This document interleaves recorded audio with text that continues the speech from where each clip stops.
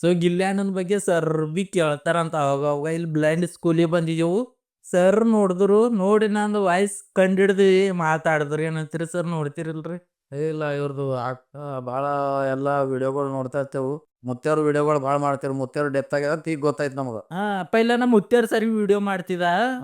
ಆ ವಿಡಿಯೋ ನೋಡಿಡ್ದಿವ್ರು ನಮ್ದು ವಿಡಿಯೋ ನೋಡ್ತಾರ ಸರ್.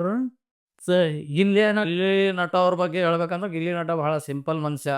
ರೀ ಬಿಗ್ ಬಾಸ್ ಹೋಗಿನ ಹಿಡ್ದು ಅನ್ಕೋರ ಅದಕ್ಕಿಂತ ಮೊದಲು ಅವರೆಲ್ಲ ಕಾಮಿಡಿ ಅವ್ರು ಈಗಿಂದ ಇದ್ದಂಗೆ ಹೇಳ್ತಕ್ಕಂಥ ವ್ಯಕ್ತಿ. ಹೌದ್ರಿ. ಈಗ ರೀಸೆಂಟ್ ಏನ್ ಸಿನಿಮಾ ಬಂದದ ಡೆವಿಲು, ಅದ್ರಾಗ ಬಿ ಅವ್ರ ಪಾತ್ರ ಅದ ಒಳ್ಳೆ ರೀತಿಲಿಂದ.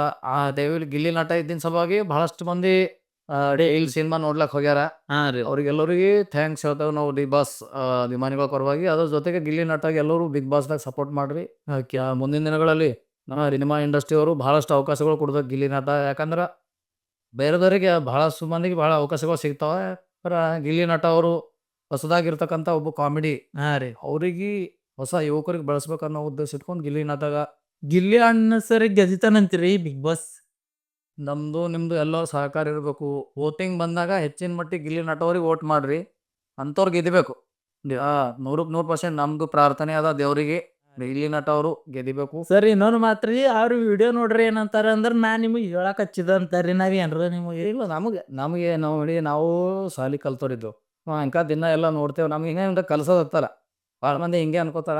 ಟ್ರಿಪ್ ಅದ ಅಂತ ತಿಳ್ಕೊತಾರ್ರಿ. ಇದೇನಿಲ್ಲ, ನಮ್ಗೇನು ಕಲ್ಸಿಲ್ಲ. ನಾವು ಬಿಗ್ ಬಾಸು ನಾವು ಸುದೀಪ್ ಸರ್ ಅವರಿಗೆಲ್ಲ ಫಾಲೋ ಮಾಡ್ತಾ ಇರ್ತೇವೆ, ಅದು ಬೇರೆ ವಿಚಾರ. ಆದ್ರೆ ಗಿಲ್ಲಿ ನಟ ಅವ್ರ ಬಗ್ಗೆ ನೀವು ಓಡಾಡಿ ಇದು ಮಾಡ್ಲತ್ತೀರಿ ಭಾಳ ಸರಿ ಕ್ಯೂ ನಿಮ್ಗೆ.